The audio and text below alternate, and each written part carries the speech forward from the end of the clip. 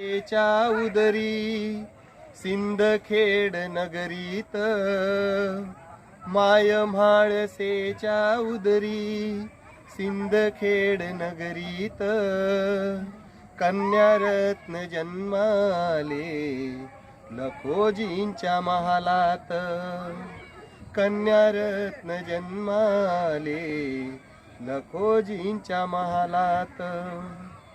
चार भावंडांच्या पाठी बहीण जन्माली, साऱ्या नगरीमध्ये साजरी दिवाली.